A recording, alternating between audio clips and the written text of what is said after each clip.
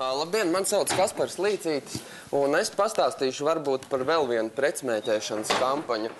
Varbūt jūs vaicāsiet, kāpēc šī kampaņa ir šajā sadaļā, un man atbilde ir tāda, ka šīs kampaņas, teiksim, galvenais mērķis nav panākt kādu aizliegumu atcelšanu, bet attiecīgi tīri pretēji panākt, lai šie aizliegumi, konkrēti smēķēšanas aizliegumi, tiktu ieviesti Eiropas Savienības valstīs.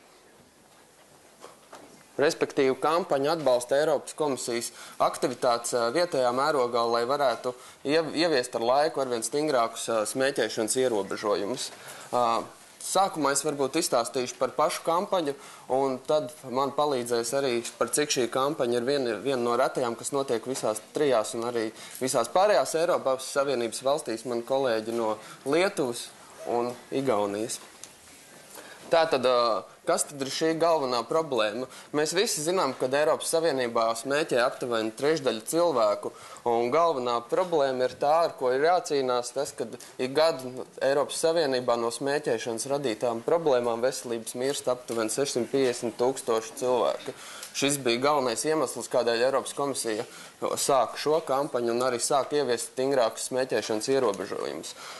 Ja runājam, tad galvenais kampaņas mērķis ir cīnīties pret vienu no svarīgākajiem novēršamās nāves, teiksim, cēloņiem Eiropā, kas ir smēķēšana. Attiecīgi, kampaņa cenšas panākt to, lai smēķēšanas aizliegumi kļūtu par jaunu normu Eiropas Savienības valstīs. Ja runājam par galvenajām tēmām un mērķa auditorijām, tad ir trīs galvenās tēmas – smēķēšanas novēršana, atmešana un cīņa ar pasīvo smēķēšanu. Līdz ar to kampaņas galvenās mērķa auditorijas gados jaunāki cilvēki no 15 līdz 35 gadiem, kas ir, teiksim, arī pēc statistikas, teiksim, visvairāk skartā publika. Ja runājam par kampaņu, šī ir globāla, teiksim, integrētā kampaņā, kur sabiedriskās attiecības un pasākumi ir, teiksim, viena no būtiskākajām šīs kampaņas daļām. Tad runājam kampaņu. Kampaņu organizē visās 27 Eiropas Savienības valstīs globāls komunikāciju aģentūra konsorcijas, bet attiecīgi katrā dalību valstī par PR aktivitātēm atbilst vietēja kompānija, kas vislabāk izprot to situāciju un spēja realizēt ieteiktās, teiksim, rekomendācijas dzīvē. Runājot, šī ir retā kampaņa, kur tiek piesaistīti arī ļoti svarīgi tabaks kontroles eksperti. Tāpatās ļoti svarīga kampaņas, teiksim, partneri ir Eiropas jauniešu fórums, kas, teiksim, palīdz kampaņas aktivitātes realizēt jauniešu vidū. Runājot par sabiedriskajām attiecībām un pasākumiem, kampaņai tika radīts, teiksim, jauns un, teiksim, ļoti spēcīgs PR rīks, kas ir CO tests.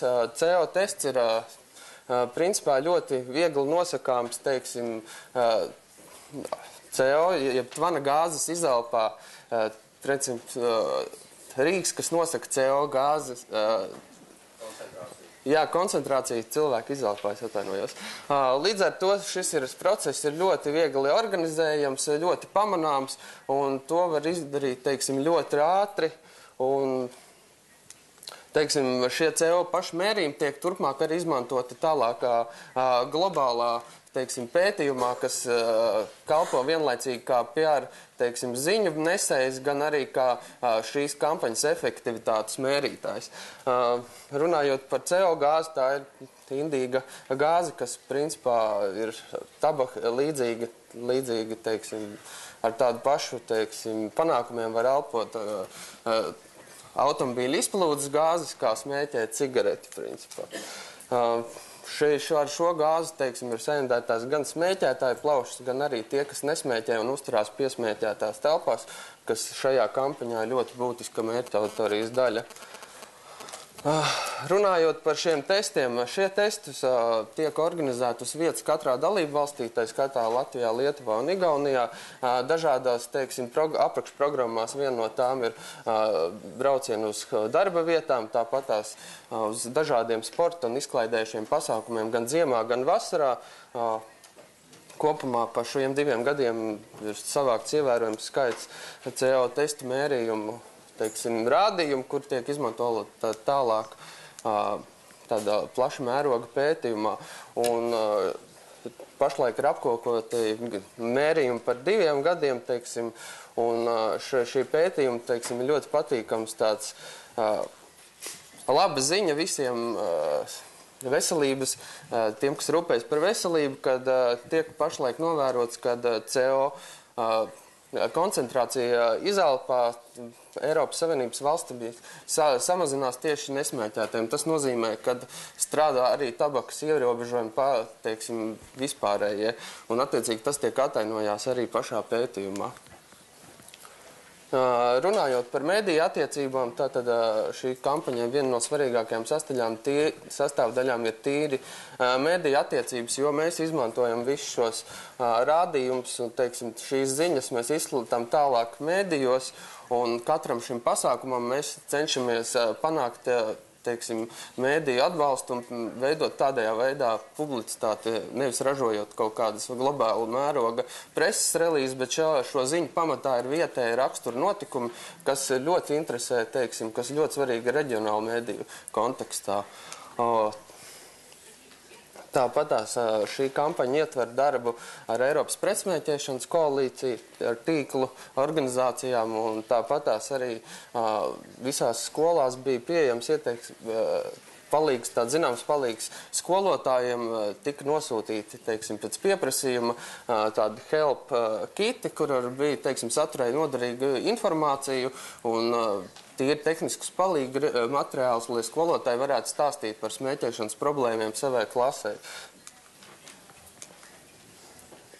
Runājot par, varbūt es tagad būšu ļoti īsi un konkrēts, šajā gadā mēs notestējam gandrīz 5500 cilvēkus, tika organizēti pietiekoši skaits pasākumu un, teiksim, kā gribētu pieskarties, un viena no svarīgākajiem mums, kas likās tiešām tāds arī unikāls ar pašā šais kampaņas ietvaros Eiropā, tas bija braucienu uz skolām. Mēs braucām tīri uz reģionālām skolām, kur ir ļoti liels pieprasījums pēc dažādu veidu aktivitātēm, jo skolotājiem ir ļoti grūti tikt ar galā ar skolēniem tīri smēķēšanas jomā. Un šeit mēs varam redzēt vēl vienu tādu ļoti svarīgu pasākumu. Mēs paviesojamies arī pie mūsu deputātiem, kas, kā zināms, lielākā daļa ir smēķētāji, un līdz ar to mēs radījām arī, teiksim, zinām atbalstu pašiem, un varbūt arī likām aizdomāties arī mūsu deputātiem. Šeit ir arī kadri, kā mēs cīnījāmies mūsu skolās. Skolēni bija vienkārši sajūsmā par šiem testiem, un es arī aicinātu visus jūs pārējos. Mums šeit ir mūsu palīga komanda, kas gatava arī pēc šī pasākuma izmērīt jūsu CO koncentrāciju, jūsu izelpā. Varbūt es arī, par cik laiks ir ierobežots, došu vārdu nedaudz igauņu partnerim.